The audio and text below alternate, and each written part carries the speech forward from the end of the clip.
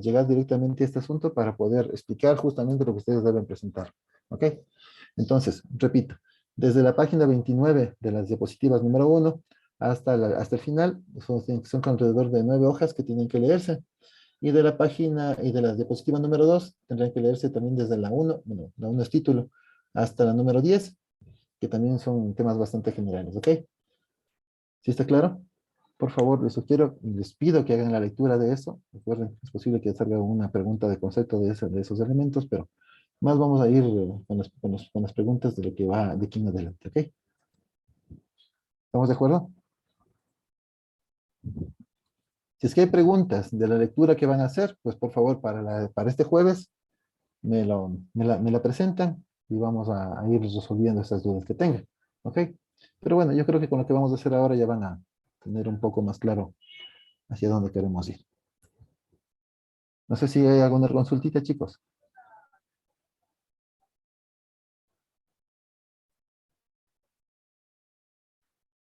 ¿Ninguna? Bueno. Bueno, cuando nosotros hablamos de pruebas, no se olviden, nosotros tenemos algunas actividades que hacer. Una de esas justamente es el análisis de las pruebas, es decir, especificar qué es lo que vamos a hacer con respecto a las pruebas. eh, Especificar, saber cuáles son los elementos que deberíamos probar, contra qué comparamos lo que nosotros vamos a realizar. Esas son la parte que nosotros revisamos en las pruebas, ¿no? En el análisis de pruebas. Otra cosa que nosotros utilizamos ahí es el diseño de las pruebas. En el diseño de pruebas nosotros definimos cómo van a realizarse las pruebas. Es decir, vamos a probar qué elemento, como cuáles son los valores de entrada, cuáles son los valores de salida, cuál es el procedimiento de prueba y obviamente si es que hay alguna observación sobre el proceso de que se puede realizar esa prueba. También generamos un responsable de la misma. También luego tenemos la ejecución de la prueba, que ya es simplemente poner a funcionar lo que nosotros hemos diseñado y al final generamos un reporte, que es el reporte final de pruebas, ¿no? Esto no se olviden, es importante dependiendo del tipo de modelo de desarrollo de sistemas que nosotros tengamos, o de modelo de desarrollo de software, pues ahí esas diferentes pruebas van a realizarse en diferentes momentos. Cuando nosotros desarrollamos un modelo en cascada, pues las pruebas van al final de todo el proceso. Cuando realizamos un modelo en espiral o un modelo de prototipos o un modelo de desarrollo rápido, pues cada prueba se va a realizar en cada una de las diferentes partes justamente para evitar que lleguemos solamente al final a darnos cuenta que cometimos un error y recién nos toca hacer modificaciones. En las eh, metodologías que son cíclicas, como en este caso mencionamos las últimas, pues esas nos ayudan a que se haga un poco más rápido. ¿Cuál es el único problema de este tipo de desarrollo? Que a veces perdemos de vista el conjunto total de lo que se tiene que hacer para cumplir todo lo que se vaya a realizar, se nos solicitó en los levantamientos de requerimientos. Por eso, para nosotros, un elemento fundamental para poder revisar las diferentes pruebas que vamos a detallar en este momento, pues uno de los elementos fundamentales, decía, es el levantamiento de requerimientos. ¿Ok? De ahí en adelante, nosotros vamos a ver qué cosas nosotros deberíamos ir cumpliendo en cada fase. No sé si hay preguntas antes de continuar. Bien, si no hay preguntas, avancemos. Los niveles de prueba son conjuntos de actividades de prueba que se organizan y administran en conjunto. Cada nivel de prueba es una instancia del proceso de prueba que consta en las actividades descritas, realizadas con relación con el software en un nivel de desarrollo dado. Eso, como decíamos, depende también de la metodología de desarrollo, pero también el nivel de prueba que vamos a realizar, que es lo que vamos a comentar. En este caso, nosotros podemos hablar desde unidades o componentes individuales hasta sistemas completos, o en su caso, sistemas de sistemas, es decir, sistemas que están desarrollados pero que se interrelacionan con otros elementos. Hablamos, por ejemplo, de módulos de un sistema que están relacionados con otros módulos del mismo sistema, que en conjunto forman un sistema completo, pero cada una de esas partes o cada uno de esos módulos puede representarse o entenderse como un sistema individual inclusive. Pero en realidad, en este caso, hablamos de realizar diferentes niveles de pruebas, ¿no? En este caso, los niveles de prueba están relacionados con otras actividades dentro del ciclo de vida de desarrollo de software. Los niveles de prueba utilizados en este programa de estudio, lo que vamos a revisar, que está basado en un estándar internacional, por cierto. Estos procesos que vamos a ver están basados en un estándar internacional de pruebas. ¿Ok? Luego les voy a explicar cuál es ese estándar. Pero bueno, este estándar justamente nos define estos niveles de prueba. ¿Cuáles son? Las pruebas de componentes, las pruebas de integración, las pruebas de sistema y las pruebas de aceptación. Recuerden, ustedes están ahorita trabajando en las pruebas de componentes. ¿Ok? ¿Qué se define ahí? Ya vamos a especificar en un ratito qué es lo que deberíamos esperar de estas pruebas de componentes. Bien, los niveles de pruebas se caracterizan por los siguientes atributos. Cada prueba, cada nivel tiene objetivos específicos que tiene que realizarse en esa prueba, ¿no? Ese nivel de prueba. La base de prueba, que se define qué es lo que se va a probar, ¿sí? Que se define qué es lo que se va a probar, inclusive qué datos deberían probarse, ¿no? También tenemos los objetos de prueba, es decir, justamente aquellos elementos que se van a probar, y de identificar pues, defectos y fallas típicos en esos niveles para que podamos enfocarnos un poquito las pruebas hacia esos fallas típicas que lo podemos encontrar en los diferentes niveles y también los enfoques y responsabilidades específicos. Es decir, si nosotros desarrollamos cierto software, pues tendrán un enfoque desde un punto de vista de desarrollo, un nivel de vista de punto de vista de la persona que está utilizando, etcétera. Hay enfoques que se tienen que mantener. Y también hay responsabilidades que debemos definir. ¿Quién va a hacer qué cosa en cada una de las diferentes pruebas? ¿Ok? Y ese nivel de responsabilidad también se refleja en lo que posteriormente se puede hablar de las posibles consecuencias de no realizar bien las pruebas, no hacer bien las pruebas, mejor dicho. Cada nivel de prueba se requiere, para cada nivel de prueba se requiere un entorno de prueba adecuado. Es decir, si yo voy a probar un nivel de componente, pues necesito un estándar que nos permita en el ambiente, que nos permita probar ese software. Es decir, que tenga un ambiente donde tenga acceso al código, es decir, una computadora que tenga el lenguaje de programación adecuado, que tenga el acceso a las bases de datos, que tenga el acceso a los elementos que se van a probar directamente. No es lo mismo, por ejemplo, si voy a probar un sistema completo. Un sistema completo ya tiene otros ambientes, donde nosotros ya vamos a trabajar directamente con la comparación con los requerimientos funcionales del sistema y también, obviamente, con una conexión un poco más completa a todos los módulos del sistema, a un ambiente un poco más ya casi de uso del sistema como tal. Hay diferencias entre tales, ¿no? Por ejemplo, las pruebas de aceptación, un entorno de pruebas que es similar a la producción es ideal. Es decir, como decíamos, cuando vamos a probar un sistema, lo más parecido a donde realmente se va a probar, se va a utilizar el sistema es lo mejor. Mientras que en las pruebas de componentes los desarrollos pueden ser utilizados en su propio entorno de desarrollo. Bien, vamos con la primera fase, las pruebas de componentes. Perdón, antes de entrar a esto, ¿alguna pregunta de lo que estábamos viendo?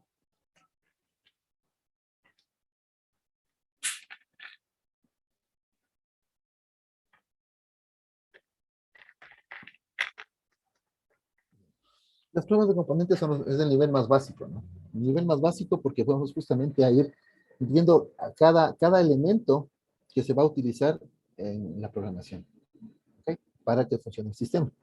Entonces aquí, si bien tenemos de referencia algo de lo que tiene que funcionar el sistema como tal, más nos vamos a enfocar en que cada elemento cumpla con las expectativas que se tenían. Por ejemplo, si yo hago una función que sume, pues obviamente las pruebas tienen que darme resultado de probar si realmente me va a sumar a todos los elementos que correspondan, me va a dar los resultados dentro de lo que yo espero de esa suma.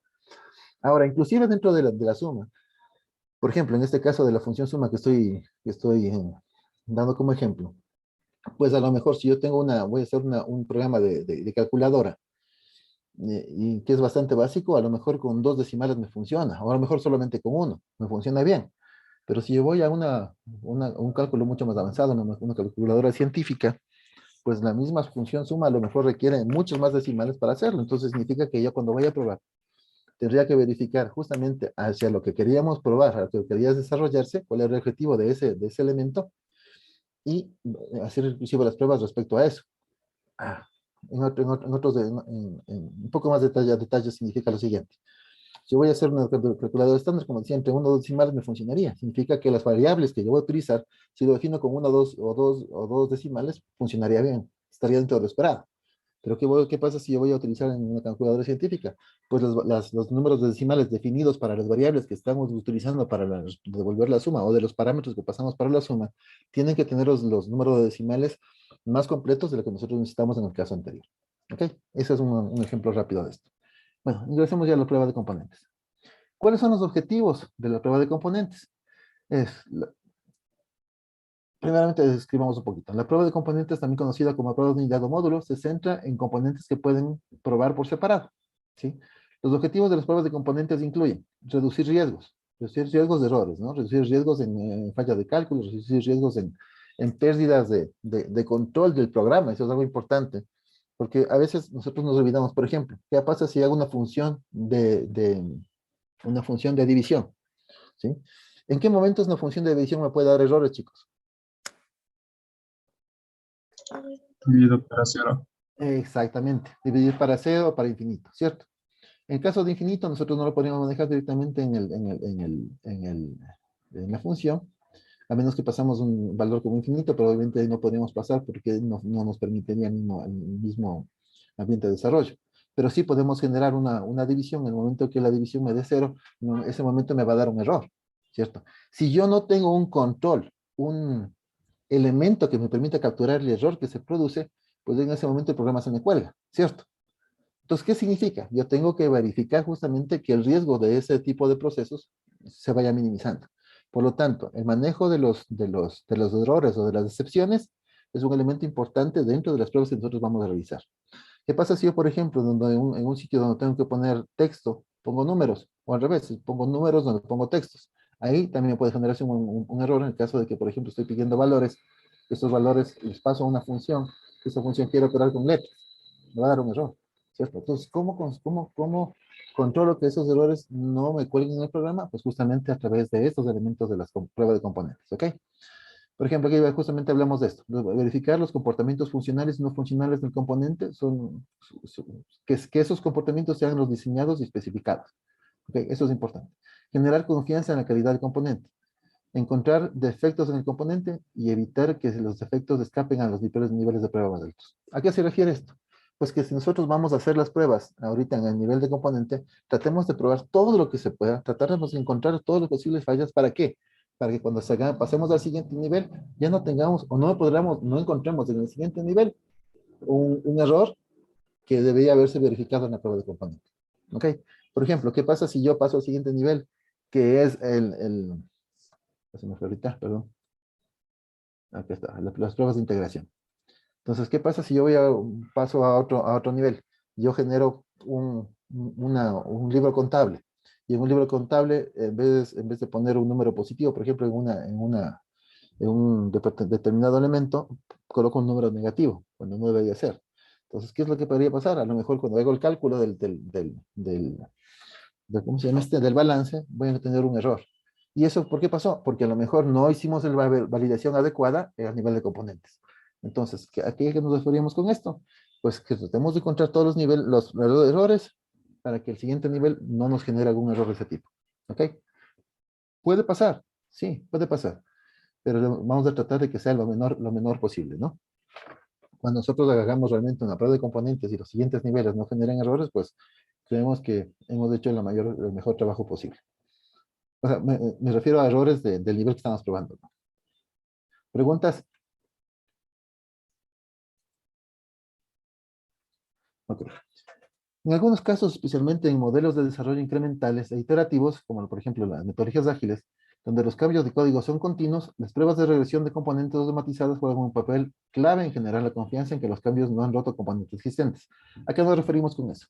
Hay algunos casos en que nosotros vamos a generar algún tipo de prueba automatizada, ¿sí?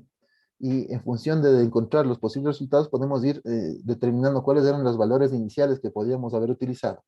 Entonces, donde pueden generar incluso errores. Si nosotros encontramos de esa manera cierto tipo de valores donde se pueden generar errores y realmente los encontramos, pues hay que hacer los cambios.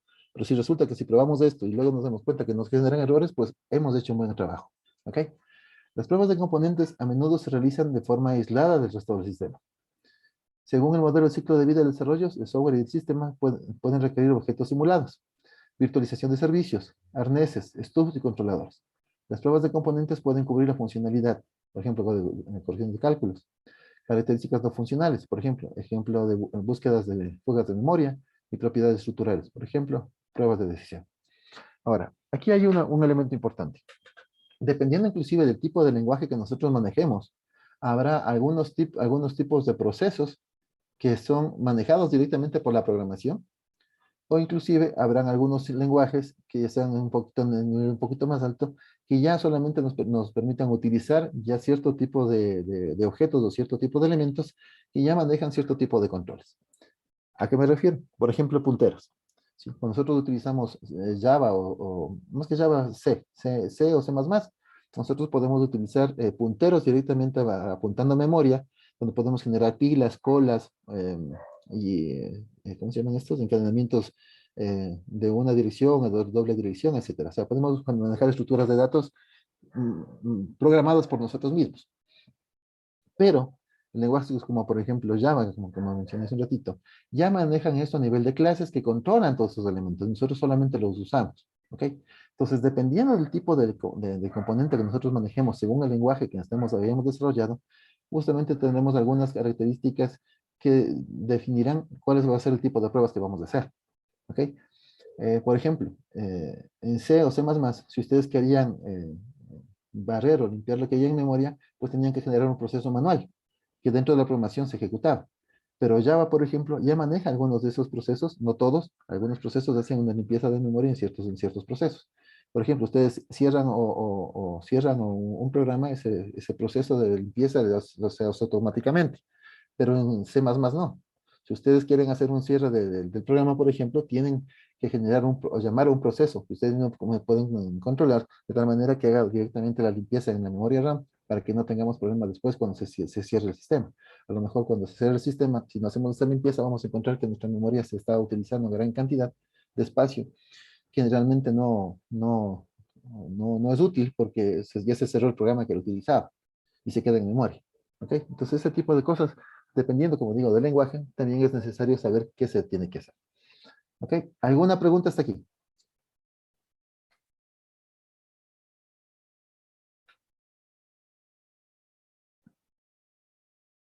Para realizar las pruebas de componentes es muy útil si nosotros tuviéramos, o si tenemos, por ejemplo, ¿cómo se llaman? Los comentarios dentro de la línea de código, porque sabemos qué va a hacer cada partecita. Recuerden que en las líneas de código, en los comentarios, mejor dicho, la línea de código, nos va a permitir diferenciar en si esta parte del código, ¿qué va a hacer? Si esta partecita de código va a hacer tal cosa, si esta partecita va a hacer tal otra cosa. Inclusive se suele recomendar que los comentarios incluyan la fecha de modificación y la persona que hizo las modificaciones y inclusive la definición de qué va a ser esa parte del código que vamos a probar, ¿no? Que sea programado, ¿no? Y obviamente que nosotros luego vamos a probar. Entonces es importante. Adicionalmente, es interesante y útil, muy útil, si nosotros tenemos el diagrama de flujo de la función o proceso que estamos probando, ¿sí? Por ejemplo, si decimos este diagrama de flujo comenzaba desde aquí, vamos a un ingreso de datos, vamos a una decisión, vamos a un lazo. Entonces, ahí nosotros podemos identificar mucho más claramente qué es lo que recuerda la funcionalidad de ese componente que estamos probando y luego poder realizar las pruebas, ¿no? De esa manera es mucho más fácil. ¿Cuál es el problema que encontramos de esto? Que en metodologías como la de desarrollo rápido, prácticamente estas documentaciones no se hacen. ¿Sí? Eso es un problema que vamos a encontrar. No se hacen este tipo de documentaciones porque la idea es desarrollar mucho más rápido. ¿Ok? Entonces, cuando nos encontramos con esto, nos va a ayudar mucho lo que mencionamos un ratito, los comentarios dentro del código, ¿no? Eso es importante. Y si ustedes van a ser programadores, pues es importante también que vayan definiendo lo que van haciendo en cada parte del código. Inclusive a uno mismo le pasa, no sé si les ha pasado a ustedes. Hicieron un programa, pasó un semestre, pasó un tiempo, dicen, yo tenía este programa, vamos a revisarlo, me puede servir para lo que nos están pidiendo en este otro ejercicio, en esta otra asignatura. Van a revisar y de pronto se olvidan, uy, ¿y esta parte qué hacía? ¿Qué hacía este código? Y no se acuerdan. Entonces, muchas veces, cuando no tienen información, como justamente mencionamos en los comentarios, a veces nos toca comenzar desde cero y volver a hacer todo otra vez, porque ahí entendemos lo que está pasando, ¿no?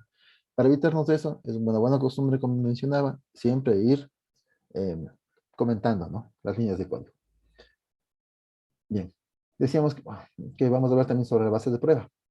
Entre los ejemplos de productos de trabajo que se pueden utilizar como base de prueba para la prueba de componentes se incluyen los siguientes: el diseño detallado, el código, los modelos de datos y las especificaciones de los componentes. ¿Ok?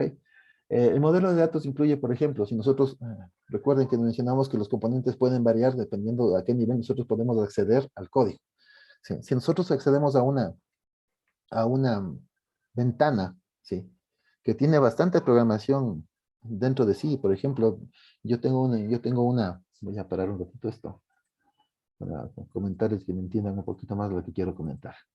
Ok, supongamos que yo tengo una ventana de login.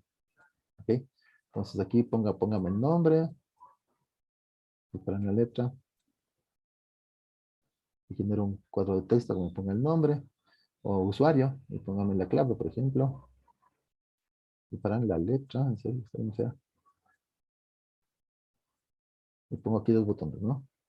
El aceptar, continuar, y el de cancelar.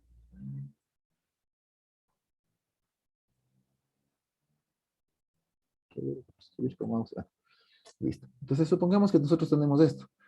Digamos que inclusive el nombre, a lo mejor sea el número de cédula. Si nosotros tenemos un número de cédula, a lo mejor nos competa inicialmente poner un control directamente en este texto. De tal forma que cuando cuando termine de escribir 9 dígitos o 10 dígitos, directamente ya se me ejecute una validación.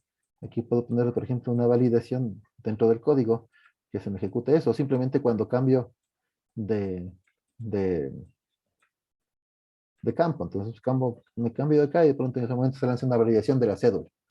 ¿Ok? Esa validación significa el código que hace esa validación, una función que me permita validar eso, ¿cierto? Y que si no cumple con ciertas condiciones, me salga un mensaje, este usuario no se permite porque no corresponde al número de cédula, por ejemplo. ¿Ok? O directamente, sabe que este usuario no está registrado en nuestra base de datos. Punto. ¿Ok? Y cuando ponemos la clave, simplemente, por ejemplo, ponemos una máscara, aquí que nos aparezcan asteriscos en lugar de los códigos. ¿Ok? Ya. Sí, y a lo mejor lo que nos va a tocar hacer es luego, aquí en este botón, tenemos una función o un método que va a tomar los datos de aquí, va a tomar los datos de acá, va a mandarlos a una base, a un proceso que va a revisar que exista dentro de la base de datos y que haya un par de datos entre usuarios y claves que sean iguales a los que nosotros encontramos aquí y recoja cuál es el perfil que tenga para luego acceder a la siguiente ventana con el perfil adecuado de ese usuario. ¿Ok? Entonces, esa función, esa metodología, la podemos trabajar a través de un código que hace esto. ¿Y qué pasa si nosotros directamente vamos a cancelar? Pues en el momento de cancelar, también habrá una función que simplemente haga el cierre el cierre de la ventana. O que simplemente nos borre esto. Bueno, como ustedes quieran programar ahí, ¿no? Cada uno de estos elementos, como decía, son elementos que forman parte de una unidad. Esto se puede probar como todo un componente, ¿sí? Porque cuando vamos a trabajar, nosotros directamente probamos la ventanita. Pero, por ejemplo, si yo, y obviamente viendo la parte de la función, cómo está constituida, cómo se las consultas y qué variables se van llenando internamente para pasar a la siguiente ventana. Okay. Esa es una forma de trabajo, donde yo definiría, por ejemplo, que todo esto es nuestro componente inicial, un componente que vamos a probar. Ahora, ¿qué pasa si yo tengo, por ejemplo, una función main? Ya, voy a cambiar esto un poquito. Voy a ponerle, no ningún tema, solamente voy a ponerle pero no ningún lenguajes, no. Vamos a ponerle como un genérico, ¿no? Digamos que tenemos la función main que nos va a sacar un mensaje. Voy a poner un print. Espérame esto. Y aquí voy a decirle que me ponga un mensaje que diga bienvenidos a la calculadora.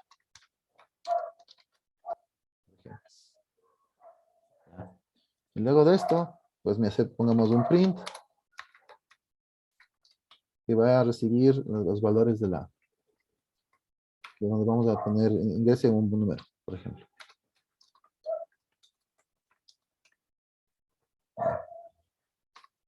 Y aquí voy a poner una variable que voy a ponerle A1.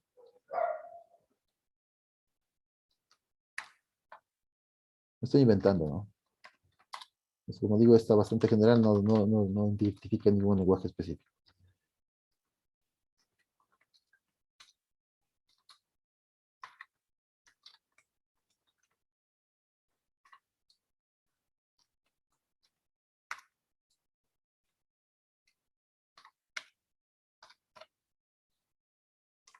Y luego le puedo decir, escoja la operación, por ejemplo.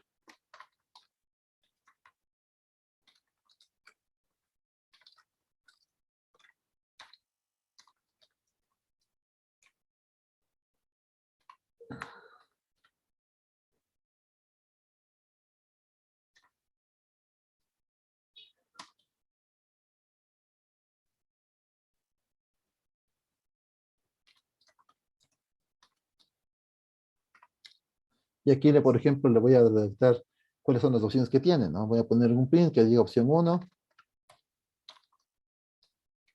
suma. Opción 2, resta. Opción 3, multiplicación. Ya, digamos. Y luego le pego que me haga un input para que me reciba, ¿no? ¿Cuál va a ser la opción que escogió?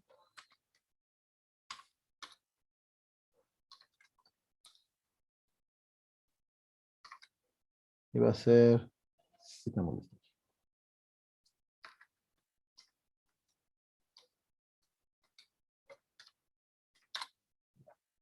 Listo. Y luego si es que escogió, ponemos un if. Si es que escoge opción 1, si ya 1 igual a 1, entonces llama la función suma con los parámetros A1 y A2, ¿ya?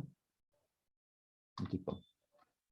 Entonces ponemos, por ejemplo, C1 es igual a esto. Aquí debería ser suma. Ya, por ejemplo. Y así podemos trabajar con las otras funciones, ¿no?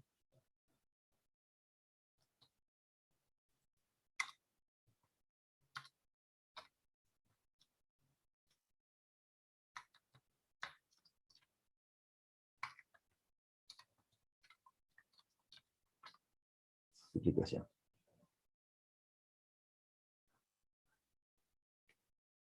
Perdón, aquí está mal. Les veo uno. Ya. Y luego, al final, print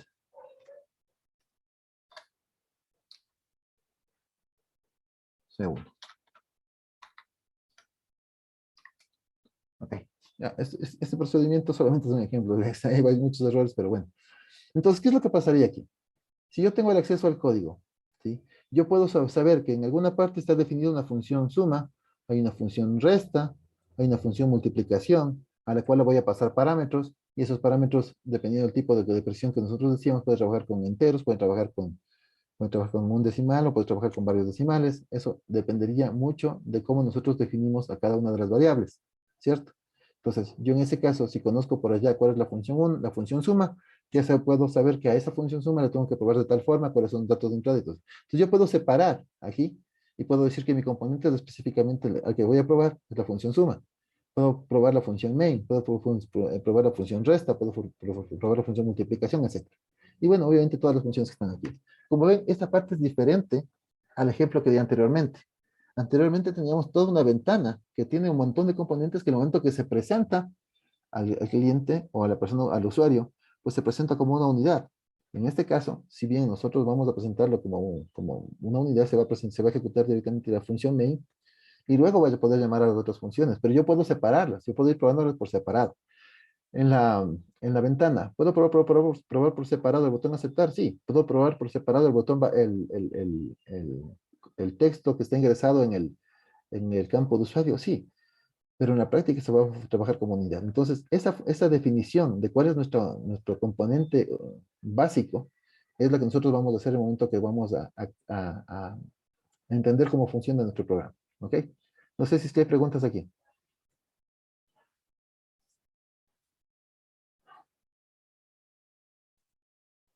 Ya. Entonces, en función de eso, justamente, nosotros podemos inclusive, como decíamos, verificar nuestro modelo de datos, a ver si es que vamos a trabajar con datos que se van a almacenar en una base de datos, como en el caso de la ventanita, mencioné, o vamos a trabajar con variables, que en el caso del código que nosotros mencionamos al calculador, etc. Entonces, son elementos que nosotros vamos a entender cómo se van a controlar en esos elementos. El código, obviamente, las especificaciones de los componentes en función de lo que tiene que hacer cada uno de esos elementos, etc. Entonces, ahí tenemos claro lo que podemos hacer. ¿Estamos claros cuál es la base de prueba?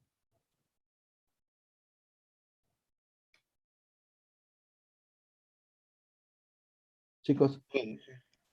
ok, bien. Entonces vamos ahora con los objetos de prueba. Los objetos de prueba típicos para la prueba de componentes incluyen, fíjense aquí lo que decíamos, componentes, unidades o módulos, código y estructura de los datos, clases, módulos de base de datos. Fíjense que estos elementos son los que nosotros vamos a poder probar. Y bueno, decimos, como dijimos, esos componentes son dependiendo del tipo de unidad que nosotros estamos manejando. ¿Ok?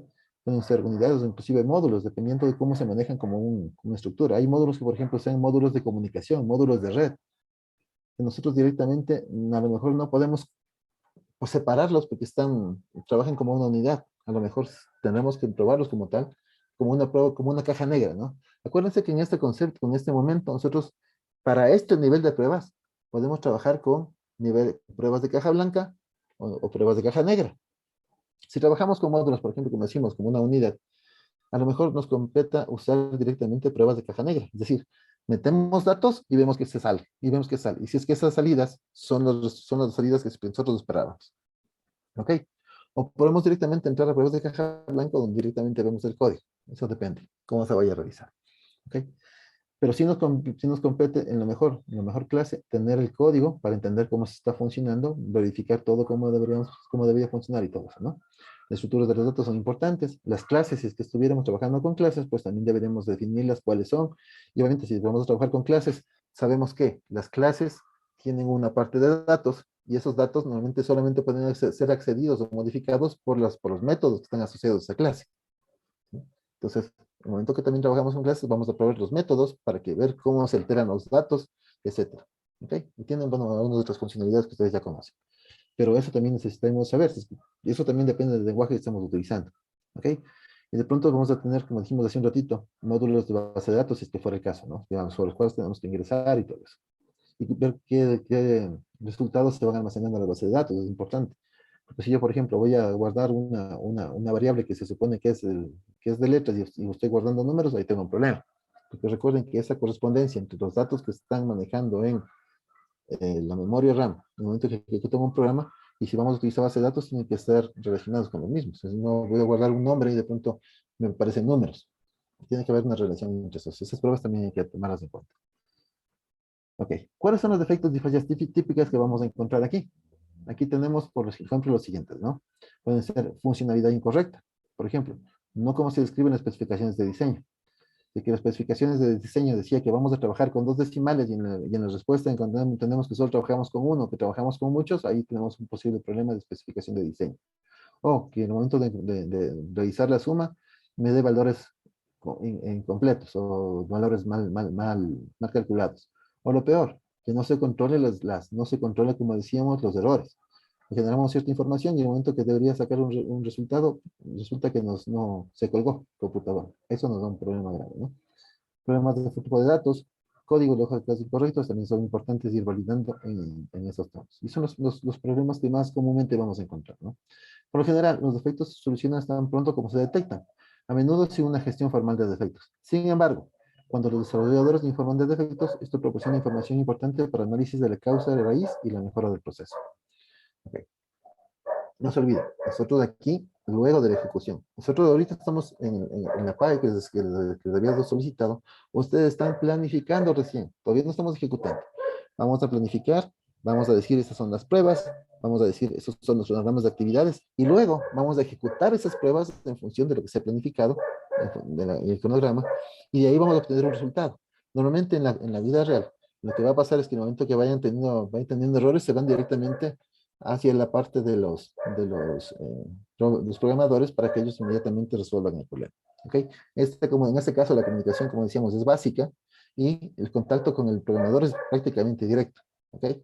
Ya vamos a ver qué pasa posteriormente. Okay. En los siguientes niveles. ¿Preguntas hasta aquí? Entonces eso quiere decir, P, que para una comunicación más lejana, por ejemplo, remota, hay que realizarlo bajo una especie de protocolo.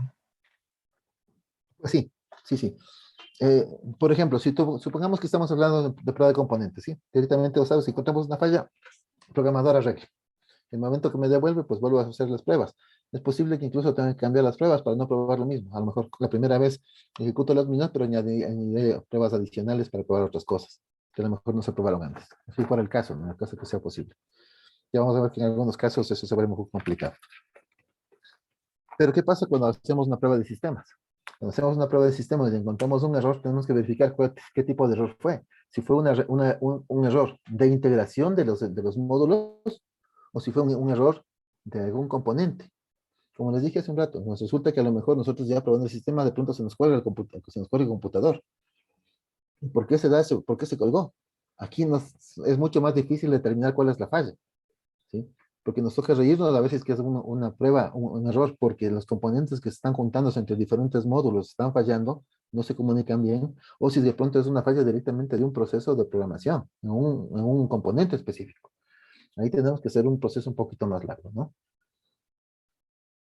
No sé si está claro ahí la respuesta. Sí, gracias. ¿Alguna otra consulta, chicos?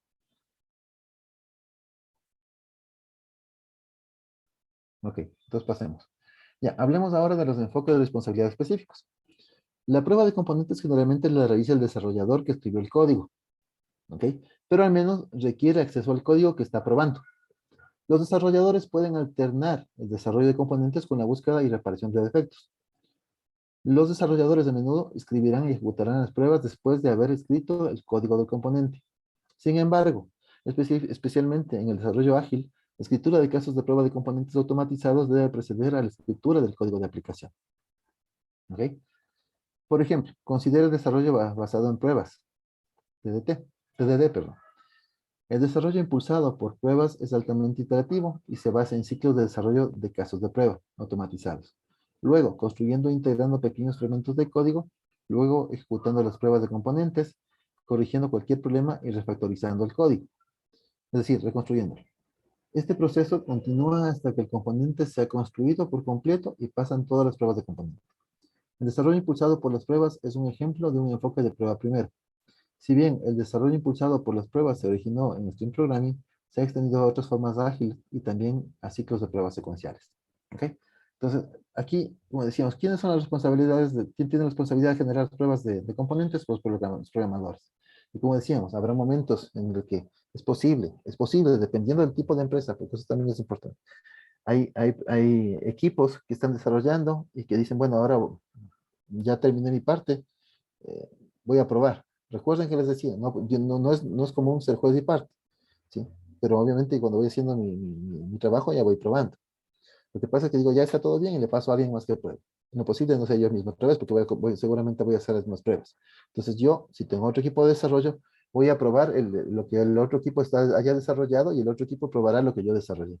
¿Ok? Y se van intercambiando un poquito esas cosas. Y en algunos casos, como dije, vamos a ir intercalando para que no haya ese proceso que normalmente pasa, muchas veces sin querer. Porque si nosotros ya probamos algo, estamos confiables de que lo hicimos bien, de que probamos todo, ¿sí? Y eso justamente es un problema, porque a lo mejor se nos está pasando algo que de pronto para otras personas es eh, mucho más claro, porque no tienen el sesgo que nosotros tenemos del momento que hicimos la programación, ¿ok? Entonces esa es una sugerencia que se puede utilizar, ir alternando entre equipos para probar lo que hicieron los demás. Ahora, eh, como decía, eso depende de las empresas. Hay empresas de desarrollo de software que tienen un equipo específicamente de desarrollo y otro equipo específicamente de pruebas. Entonces, las personas que desarrollan envían sus resultados o sus programas al equipo de pruebas y el equipo de pruebas empieza a desarrollar las pruebas que tenían que hacerse y verificar que todo está funcionando. Luego, si es que encuentra fallas, pues le devuelve hacia el equipo programador y así vuelve otra vez el ciclo, ¿no? ¿Ok? Y en este caso, como digo, en este caso esas empresas tienen muy claro definido quiénes son los que prueban y quiénes son los que programan. ¿Ok? ¿Preguntas hasta aquí? Noten que esta partecita es lo que nosotros estamos haciendo ahorita en el desarrollo para las APEs, ¿no? Ustedes van a generarme las pruebas completas y por si acaso, traten de hacerme pruebas completas. Eso es un trabajo, como les dije, un poquito largo en tiempo de ir pensando todas las pruebas, posibles cambios, pruebas que se tienen que hacer al sistema que ustedes han desarrollado. ¿Ok? Es un poquito largo. Si es que alguien me llega con, ¿saben qué? Solamente vamos a probar tres cositas, ahí tenemos un problema, porque seguramente no están probando todo. Esta partecita es un poquito larga, eso tienen que considerarlo. Pero tiene que estar claro cuáles son, no se olviden la estructura que les di. Datos de entrada, datos de salida, procedimiento de prueba Y obviamente también podemos poner los responsables si es que desean de una vez de ese trabajo. Y en la planificación, ahí sí definimos qué prueba, cuándo se hace, quién es responsable, el equipo de trabajo, los requerimientos que tienen de esa prueba, etc. Ok. Aquí es importante la práctica. Seguramente, sí, digo, seguramente las pruebas que ustedes me traigan tendrán algunas fallas. Vamos a ir comentando con ustedes y revisando detalladamente cada ejercicio, cada propuesta que hacen de planificación para poder ir encontrando las soluciones y los posibles errores que encontremos. Eso lo vamos a hacer en conjunto para que todos vayan viendo cómo hacen los demás y que vayamos mejorando. ¿Ok? Eso lo haremos en la siguiente clase. Hasta aquí lo que corresponde a las pruebas de componentes. Vamos a hablar también del siguiente nivel, que deberíamos estarlo haciendo para la siguiente semana. ¿Ok? Creo que nos vamos a demorar un poquito en esta partecita porque, como digo, nos hemos perdido muchas clases. A ver, vamos a las pruebas de integración. Bien, cuando llegamos a las pruebas de integración significa que nosotros ya pasamos por las pruebas de componentes, es decir, ya fuimos probando cada uno de los elementos, ya podemos saber que individualmente cada parte de código, o sea, de código funcional, ha ido probándose. ¿Sí? Ya tenemos un montón de, a lo mejor, errores que se fueron arreglados, etc. Ahora, ¿qué pasa en las pruebas de integración? Nosotros, si nos damos cuenta, hemos probado individualmente, pero no los hemos probado en conjunto. ¿Sí? No los hemos probado en conjunto y a lo mejor cuando yo paso una información que yo tengo de un módulo y que llega a otro módulo, pues resulta que la otra persona que va a tocar desde otro módulo también esa información que estoy almacenando a lo mejor lo toma y encuentra errores. Que pueden ser errores de ese módulo que están probando, puede ser de los errores de mi módulo que yo estaba realizando. ¿Ok? Entonces esta parte también es importantísima, porque aquí vamos viendo cómo se van uniendo todos los diferentes elementos que hemos ido probando. Recuerden, anteriormente trabajamos individualmente y ahora vamos a trabajar en conjunto. ¿Ok? Esa parte es importante. Entonces, ¿cuáles son los objetivos de las pruebas de integración? Pues bien, los objetivos de las pruebas de integración incluyen lo siguiente.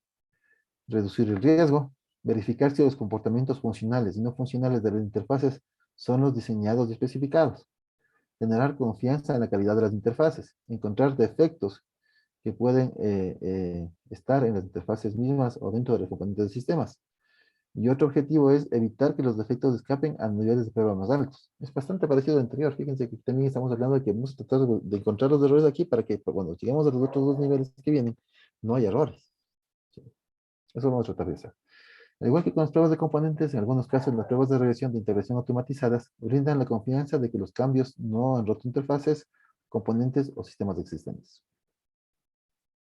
Hay dos niveles de prueba de integración descritos en este programa de estudio. Se pueden llevarse a cabo en los objetos de objetos de prueba de tamaño variable de la siguiente manera. Bien, las pruebas de integración de componentes se centran en las interacciones y las interfaces entre los componentes integrados. Por si acaso, si hablamos de interfaces, no solamente son interfaces gráficas, no hablamos solo de pantallas que vayan integrando esa información, sino algunas otras interfaces que nosotros utilizamos para unir diferentes cosas. ¿Sí? Podemos hablar de algunos, a lo mejor utilizo el uso de cierto tipo de librerías que nosotros ya hemos desarrollado, el uso de ciertos componentes comunes entre los diferentes modos. A lo mejor, una de las cosas que a lo mejor suele fallar, por ejemplo, es que nosotros generamos un módulo de impresión. Entonces tenemos varios módulos y tenemos un módulo de impresión que es común para todos los otros módulos. Y este módulo de impresión se puede llamar de cada uno de los módulos. Resulta que ese módulo de impresión puede tener una falla, ¿no? Entonces mando a imprimir de una parte y a lo mejor mando a imprimir de otro y resulta que recoge genera una cola de impresión y a lo mejor no está bien hecha y se me cuelga el sistema. ¿Ok? Eso es una posibilidad. A menos que estemos utilizando ya algún otro componente que ya es desarrollado con anticipación y que ya maneje ese tipo de cosas de manera automática y ya aprobado. ¿Ok? Entonces, eso hay que tomar en cuenta, chicos. Ahora, las pruebas de integración de sistemas se enfocan en las interacciones e interfaces entre sistemas, paquetes y microservicios. Las pruebas de integración de sistemas también pueden cubrir interacciones e interfaces proporcionadas por organizaciones externas, por ejemplo, servicios web. En este caso, la organización de desarrollo no controla las interfaces externas, lo que puede crear varios desafíos para las pruebas. Por ejemplo, garantizar que se resuelvan los defectos de bloqueo de pruebas en el código de organización externa. organizar el entorno de pruebas, etc. Las pruebas de integración de sistemas se pueden realizar después de la prueba de sistema o en paralelo con las actividades de prueba del sistema en curso, tanto en el desarrollo secuencial como en el desarrollo iterativo implemental. Ahora, lo que mencionamos aquí también. ¿Qué pasa si nosotros, por ejemplo, estamos generando un sistema de compras en línea? Y el sistema de compras en línea utiliza un sistema web externo, como un servicio web, como por ejemplo pago con tarjeta. Ese servicio no lo manejamos nosotros y ese sistema puede, normalmente, nosotros mandamos parámetros y nos devuelve unos datos que nosotros podemos manejarlo dentro de nuestra propia base de datos. Como por ejemplo, que el pago resultó efectivo, cuál es el número de transacción, cuáles son los valores que se han ingresado, y esos valores, por ejemplo, los utilizo en mi, en mi sistema. En algunos casos, inclusive podemos hacer, por ejemplo, pagos en línea dividiendo en algunos pagos, etcétera, dependiendo del tipo de sistema que manejemos. Entonces, ¿cómo se hace eso? Dependemos de otras personas. Pero ¿qué hacemos nosotros? Pues generamos, como dijimos, algunos elementos que nos van a permitir probar eso, sí, sin necesidad de depender de los otros elementos, ¿no? ¿Ok? No sé si hay preguntas aquí.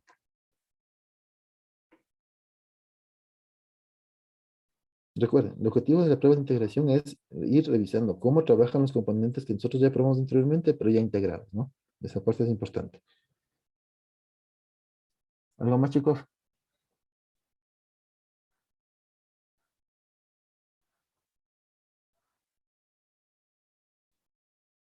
Nada más, ok. ¿Cuál es la base de prueba que nosotros vamos a ejecutar en este caso? ¿O vamos a utilizar? Pues aquí podemos tener los siguientes elementos. Los diseños de software de sistemas. Los diagramas de secuencias, si utilizamos metodología orientada a objetos, por ejemplo. Las especificaciones de protocolo de interfaz de comunicaciones. Los casos de uso. La arquitectura a nivel de componente o de sistema. Los flujos de trabajo. Las definiciones de interfaz externa. Bien, hay algunos de estos que se utilizan en todos los elementos, en todos los sistemas, ¿no? Todas las metodologías de desarrollo, mejor dicho. Por ejemplo, diagramas de diseño de software y sistemas, por ejemplo. En algunos casos, aunque no utilicemos orientación a objetos, pues, o el uso de casos de uso nos puede servir como una interpretación de lo que el sistema quiere. O podemos utilizar también aquí las historias de usuario, porque ahí entendemos cómo se van relacionando diferentes eventos. O, como bueno, decíamos, los diagramas de secuencia también son importantes. La arquitectura a nivel de componentes del sistema. Si nosotros trabajamos con una arquitectura cliente-servidor, una arquitectura monolítica, es decir, todo integrado en un solo elemento, o si trabajamos con un sistema basado en varias capas, cliente, una capa de aplicación, una capa de datos. O sea, toda esa información nos sirve para identificar cómo debemos nosotros a realizar las pruebas de integración, ¿no? Los flujos de trabajo. Eh, hay metodologías que utilizan flujos o data flow o flujos de trabajo que se llaman de esa misma manera. O algunos utilizan ¿cómo se llaman estas metodologías para verificar los índices que se manejan en ciertos procesos, pues también pueden ser utilizados como un detalle importante para los pruebas que nosotros vamos a trabajar. ¿Okay? Las definiciones de interfaz externa, es decir, los diseños que se hayan realizado de las interfaces gráficas que vamos a utilizar pueden ser elementos importantes. Los diseños de las interfaces impresas también pueden ser interesantes para tener claro por qué cosas nosotros deberíamos probar, ¿no? Preguntas hasta aquí. Preguntas. Los diagramas de flujo pueden ser utilizados en diagramas de componentes, perdón, en pruebas de componentes o en pruebas de integración.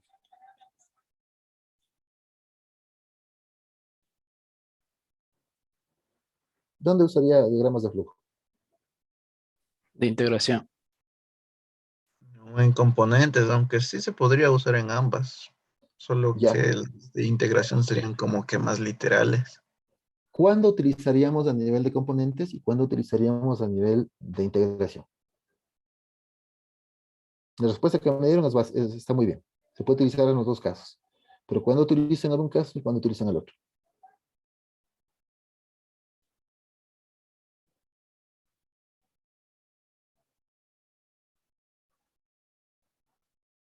En el de componentes sería cuando voy a probar algún algoritmo y en el otro sería cuando No sé, tal vez algún dato especial de en relación al servidor o Ya, aquí justamente les pregunto porque esta es una partecita que muchas veces nos olvidamos o nos confundimos. Está bien lo que estamos diciendo, ¿no? Voy a borrar esto. Ya. Yo utilizo un diagrama de flujo para un componente si es que el diagrama de flujo está solamente enfocado a mi componente. ¿Sí? Si podemos decir, a ver, cojo esta función, lo vamos a modificar de esta manera, tengo una decisión, luego tengo un cálculo, etcétera. Entonces estamos hablando de un componente. Pero hay diagramas de flujo, ¿sí? Que vienen a nivel un poco más alto. Normalmente estos diagramas de flujo pueden trabajar, bueno, eso también puede ser escrito en forma de filas o columnas, ¿no? Aquí, por ejemplo, voy a tener a los participantes. Aquí, por ejemplo, tengo un cliente, aquí tengo un vendedor, aquí tengo, por ejemplo, la parte de bodega, por darles un ejemplo. Entonces el cliente comienza aquí el flujo donde solicita un producto, ¿ya? Entonces aquí le solicita al vendedor, el vendedor entrega el producto que le están mencionando, le dice, vean, estos son los productos que podemos nosotros, eh, que cumplen los requerimientos que usted me está pidiendo. Entonces el cliente coge y dice, ah, esos que tienen aquí ya me gustan. Entonces él puede generar aquí una decisión, decir, sí, quiero este producto directamente, vamos a por acá mejor. Entonces directamente digo, sí, sí me interesa. Entonces el vendedor factura, eso le pasa a bodega, bodega coge y le entrega al cliente, ¿cierto? Sí, directamente al cliente. Pero aquí también puede darse un caso de que no, ¿no? Entonces viene por aquí, vamos a integrar por acá y aquí termina. Pero ¿qué pasa aquí? Aquí puede ser también que termine el proceso, porque saben que el cliente dijo, no, no, no me gustó, y se va. Entonces aquí termina el flujo. Pero aquí puede darse este caso, ¿no? Aquí por eso es importante también determinarlos, el sentido del flujo. Entonces fíjense que aquí, en este caso, nosotros, como vemos el nivel un poco más alto donde estamos incluyendo cuáles son las personas que participan o los perfiles que participan en el proceso. Entonces, este nivel nos sirve para entender la integración, ¿sí? Porque, por ejemplo, si está el cliente vendiendo, el cliente entra el vendedor, no es que le va, o de pronto sí, pero la idea es que a través del mismo sistema le permita solicitarle al vendedor, solicitarle aquí, solicitarle al bodeguero que le presente el sistema, pero que le presente el producto al cliente, ¿no?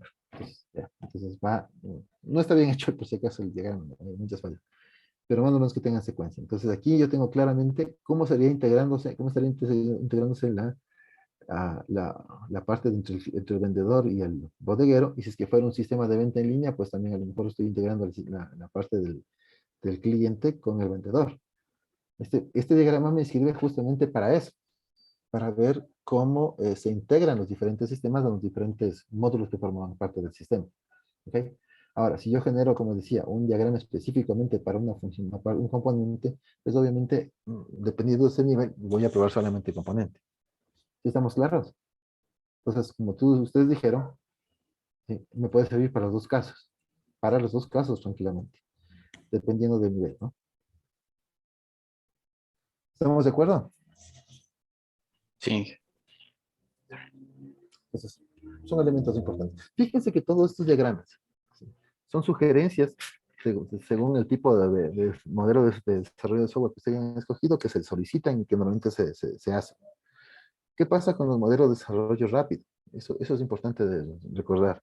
Hay algunos modelos que inclusive no requieren estos diagramas, pero que algunas desarrolladoras han tomado como costumbre, inclusive por cumplir elementos de control de calidad, sí, la generación de esos documentos. Hay otros que no lo utilizan, ¿ok?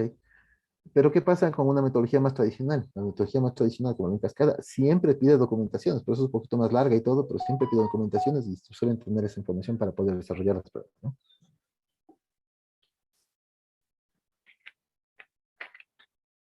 Bien. Aquí hay otra cosa que mencionamos. Cuando nosotros desarrollamos con metodologías rápidas, recuerden que nosotros podemos generar equipos, inclusive equipos que están trabajando en módulos diferentes en paralelo, ¿sí? Y cuando terminan cada uno de esos módulos, obviamente se van a hacer pruebas de unidad, es decir, de componentes y ver cómo funciona cada uno de los módulos que han ido probando. Pero luego tenemos que realizar una prueba de integración de los 2 o 3 o más eh, eh, desarrollos que se han realizado en cada una de las iteraciones. Entonces, ahí tenemos que ir generando esas pruebas para ver si realmente todo está funcionando adecuadamente. Esa parte, chicos, no se olviden, porque dependiendo del modelo de desarrollo que ustedes tengan, hay diferentes posibilidades para ir realizando las diferentes pruebas que hacemos, ¿no? No se olviden que esa parte es importante. Y otra cosa más, en las tesis que he visto, muchos estudiantes solamente me hacen pruebas de sistema y no me hacen las pruebas que corresponden a unidad, a unidad o componente y pruebas de integración y todos los demás. Se van olvidando de ese tipo de cosas, ¿no? Se van olvidando, hacen pruebas de sistema o directamente solamente pruebas de aceptación. No se olviden que son elementos importantes. Ustedes deben reportar porque a la larga están haciendo. Porque quieran o no, ustedes, aunque se vayan haciendo en su propio laboratorio, están haciendo esas pruebas. Repórtenlas, nada más. ¿Qué pruebas estamos haciendo? Estas. Hice estas pruebas, hice estas otras pruebas, o voy a hacer estas pruebas, una pequeña planificacióncita y los resultados. Y digan, esta es la respuesta que encontramos. ¿Fue positiva, negativa o no? ¿Por qué? Porque a la larga, este control de pruebas se puede utilizar justamente para validar si es que el proceso de desarrollo se está llevando adecuadamente. Algún rato, algunos de los programadores van a decir, bueno, vamos a certificarnos en desarrollo. Ok, para certificar necesitan tener una documentación que defina cuál es la metodología que están utilizando y si realmente la están ejecutando. ¿Ok? Entonces, siempre es necesario ir haciendo algún tipo de documentación en el nivel de desarrollo y también en las pruebas que se van a realizar. Bien, vamos a la parte de objetivos de la prueba. Recuerden que estamos hablando de pruebas de integración. Entonces, los objetivos de la prueba típicos en las pruebas de integración incluyen lo siguiente. Subsistemas, bases de datos, infraestructura, interfaces, APIs, microservicios, ¿sí? Servicios web si estuvieran utilizándolo adicionalmente, ¿no? Todos esos procesos integrados son los que nosotros debemos ir probando. ¿Cuáles son los defectos y fallas típicos? Bueno, aquí podemos encontrar lo siguiente, ¿no? Datos incorrectos, datos faltantes o codificación de datos incorrectas. Lo que les decía, o sea, a lo mejor tipo de variable, a lo mejor el número de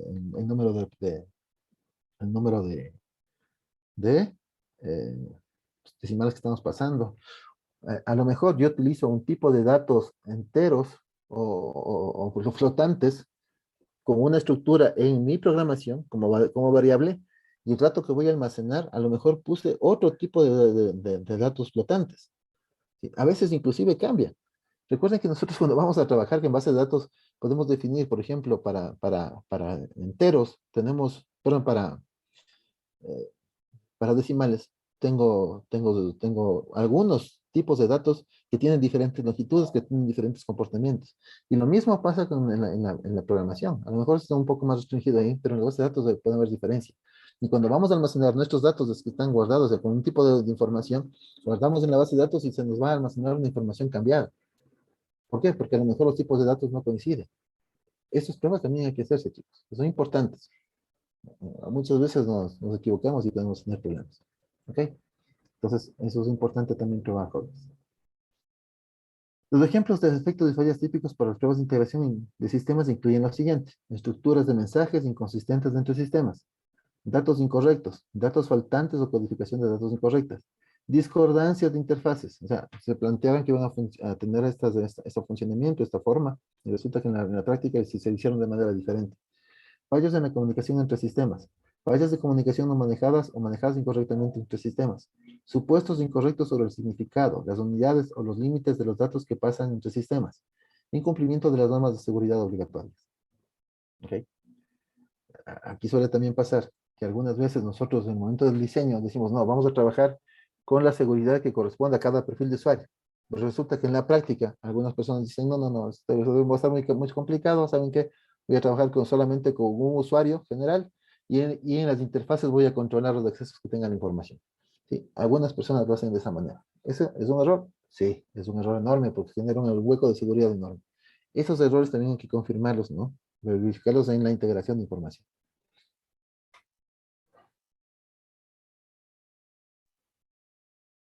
Listo. Vamos a los enfoques y responsabilidades específicos.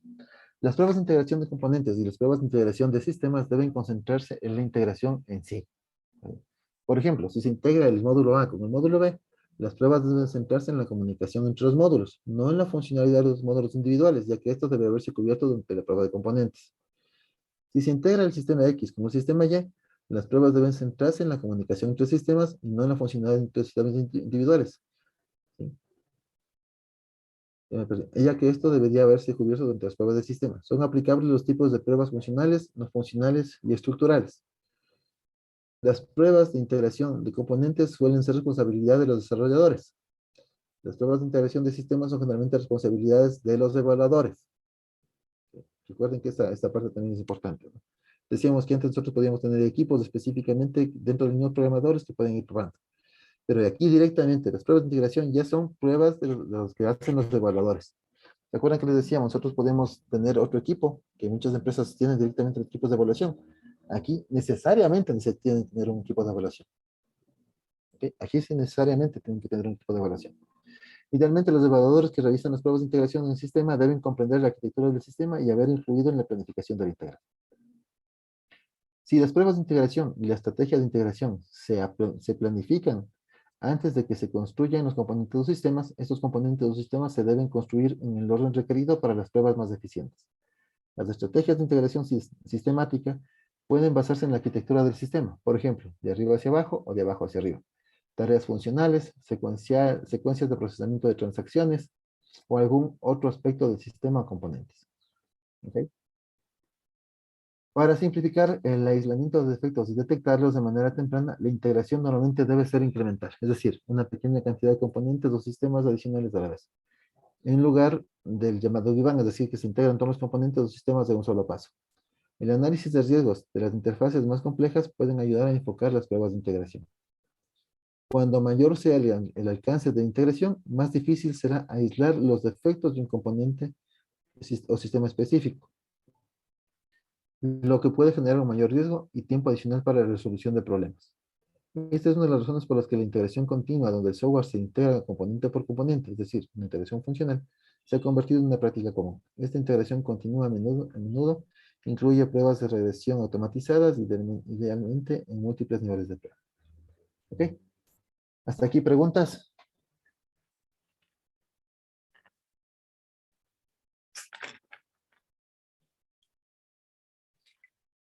Sí, Bien. Dime. por ejemplo, en lo que mencionaba antes de que hay que centrarse en que la conexión entre módulos cuando se hace. Entonces el código me debería generar algún código de éxito o error. O El ¿cuál es? código.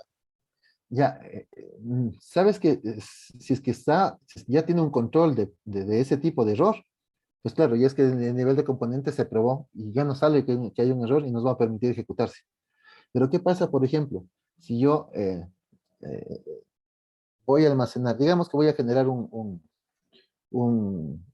registro en una tabla, ¿ya? En mi sistema, por ejemplo, voy a registrar un usuario del sistema. Entonces ingreso mis datos y el rato que se va a almacenar en el sistema, perdón, en los datos, en la base de datos, se me graba mal en mi nombre o mi nombre cambiado o la fecha, por ejemplo, es otra cosa que puede pasar. Se manda con un formato específico desde la interfaz, pero resulta que en el formato que está definido en la base de datos es diferente. Resulta que vos pusiste que naciste el 20 de enero del 2000. ¿Ya?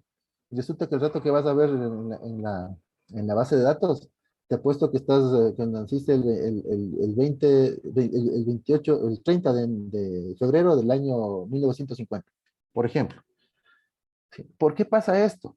¿Por qué pasa esto? Porque como digo, a veces eh, cuando nosotros instalamos una base de datos, se guarda también se definen los formatos que va a utilizar esa base de datos. Inclusive se puede cambiar cada cuando se instalado, pero a veces se olvidan de cambiar. Y resulta que donde tú tienes que pasar día, mes, año, la base de datos está recibiendo mes, día, año, ¿sí? Y eso hace que se cambie. En algunos casos, inclusive, vos pasas una fecha y el formato de guardado de fechas en la base de datos está puesto como mes, día, año y aparte está con las horas.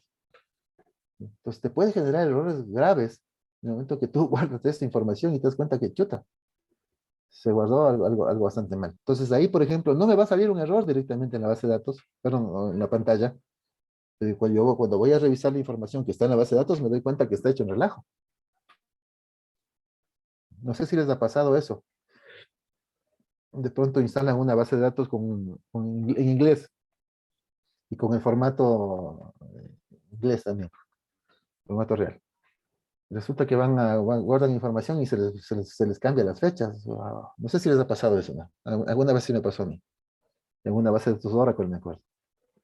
Pues claro, ahí nos toca revisar qué fue lo que pasó. Es que el código, los códigos con que se están almacenando tienen otros formatos, entonces toca cambiar, verificar que todo esté adecuadamente y ahí sí volver a hacer la prueba y ver si es que ahora se guarda bien. O de pronto me toca cambiar la forma como yo guardo mi información desde la aplicación. ¿Me explico? Entonces, esa integración es importante. Ahora, ¿qué pasa si yo guardo esta información y el lector me toma como yo programé en el otro módulo, con el mismo formato? El rato que va a ver, me saca otra información. Claro, ahí tengo problemas. ¿Me explico? Tengo problemas de información, de datos que no se están almacenando. ¿Qué pasa si yo mando a guardar cierto tipo de información en una tabla? Y esa tabla se supone que tiene una base de datos perdón, una tabla de auditoría, ¿sí? Y resulta que el reto que se está ejecutando no me guardó la información en la auditoría por ciertas circunstancias y cuando hay un problema resulta que ya no puedo retomar a un estado anterior. ¿O qué pasa si yo no definí la transacción, una serie de procesos como una transacción? Sí saben qué pasa cuando genero una transacción, ¿cierto? Yo, por ejemplo, voy a generar un registro. Si yo defino un conjunto de datos como una transacción, va a pasar lo siguiente. Voy a poner un registro, voy a poner otro registro, voy a poner otro registro, voy a hacer ciertos cambios, lo que sea. Y cuando ya termina todo, recién me hace un commit. Y ahí se me guardan todititos los registros que tengo. ¿Ya? ¿Qué pasa si no defino como una transacción? Y voy guardando de uno en uno. Voy a guardar de uno en uno. Resulta que en un momento determinado hay un problema por ahí de comunicación y ya no se me guardan los dos últimos registros, se me guardaron los primeros tres. Ahí hay una inconsistencia. ¿Sí? Cuando vas a ver la información dices, chuta, pero aquí me dice que tengo un saldo mayor y aquí voy a ver a la tabla de saldos y no tengo ese dato. Está un dato cambiado. ¿Qué pasó? Es que hubo un error, por ahí se fue la luz y como no estaba hecho transacción, se me cambió esto. ¿Me explico? Entonces, ¿cómo defino esto? Justamente cuando voy viendo los resultados que tengo en mis pruebas. ¿Ok? No sé si está claro ahí. No sé si Sí, está pero claro. ahora imaginemos que, por ejemplo, tengo mi clase que pide una API y para probar la conexión, ¿qué tengo que hacer? A ver, si me estás hablando en ese detalle, tú estás utilizando una API desarrollada por ti o una API externa. No, no cualquiera, pero pero por ejemplo, para probar la conexión. No, para probar conexión, tú ejecutas una API ya desarrollada con anticipación, ¿cierto? Directamente, si es que se devuelve la conexión como positiva, tú tienes un registro que te devuelve un 1 o un 0 indicando que se conectó o no se conectó, ¿cierto? Sí, Ya. Entonces ahí, si es que tienes un control, por ejemplo, un control de saber qué pasa si es que te devuelve que no se conectó y vos sigues intentando hacer trabajo, se te va a correr la computadora, ¿cierto? Ahí va a haber un error. En el momento que generes justamente ese tipo de información, va a haber un problema. Pero yo se lo vería, a menos que haya otro tipo de proceso, yo pensaría que eso es a nivel de componente. ¿Ok? Eso sería el componente que tú estás probando, digamos, en, un, en una ventanita, por ejemplo. El ejemplo que pusimos de la ventanita de validación de usuario. ¿Ok? Ahí generas una API en el momento que te conectas para poder validar el número de cédula y para validar después que el usuario y el cliente y la clave estén dentro de la base de datos, ¿cierto? Eso ya sería, como digo, a nivel de componente. Ahora, ¿qué pasaría, por ejemplo, si es que quisiéramos probar esto a nivel de integración? Entonces, yo genero mi ventanita esta misma de interfaz de control de usuario. Y resulta que el rato que yo ingreso un usuario, y el rato que ya pasa a la ventana principal con los permisos, resulta que me están poniendo otros permisos o me trae otro usuario diferente. Ahí es un problema. Ahí sí estamos probando esa interfaz en función de la integración. ¿Me explico? Sí, Ya. Entonces, esas cosas sí pueden darse, pues, digo, depende cómo cómo quieres probar. Cómo definiste la unidad y cómo definiste la integración. ¿Entre qué estás integrando? Ok. No sé si con esto contesto tu pregunta. sí. Ya. ¿Alguna otra consulta, chicos? Ok. Bien, como dijimos, para poder hacer estas pruebas de integración, también necesitamos hacer el mismo proceso. La planificación de las actividades para estas pruebas de integración. Necesitamos definir también una calendarización, un cronograma de actividades para esto, y luego obviamente ejecutar las pruebas, ¿no? Bien, deberíamos pasar a este momento las pruebas de sistema, pero antes de pasar allá, sí me gustaría que empecemos a revisar un poquito las pruebas que nosotros tenemos para lo que tenemos que entregar el jueves. Voy a separarles permítanme, estoy cerrando esto. Voy a separarles por grupos y para que vayan revisando cómo está la integración de sus pruebas con relación a lo que acabamos de mencionar, si estamos tomando en cuenta todo esto, ¿no? ¿Dónde está? Aquí está.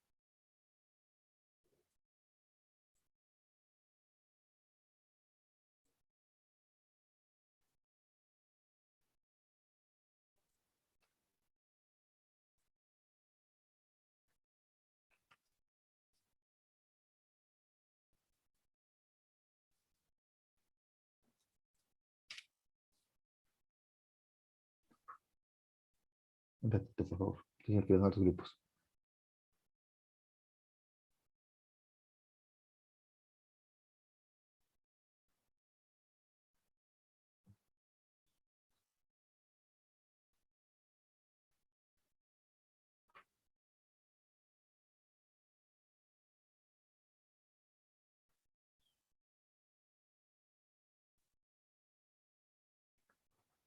Pues esos datos también tienen que darles algún tipo de mensaje. Si es que ese mensaje es positivo o negativo, puede generarnos algún tipo de error si no lo controlamos. Así que también esas pruebas tienen que revisarse, chicos. No se olviden.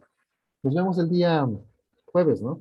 Para la revisión de todas estas actividades por grupo. Vamos a hacer, como decía, una conversación entre todos, ir validando lo que cada grupo ha presentado y dando sugerencias de solución. Nos vemos en la siguiente clase, chicos. Dios los bendiga. Un abrazo inmenso. Ah, otra cosa. Si es que tienen algún problema, alguna duda, pues contáctense conmigo por WhatsApp para tener una tutoría. Dios los bendiga, chicos. Un abrazo. Cuídense bastante. Hasta luego, Inge. Gracias, Inge. Hasta luego.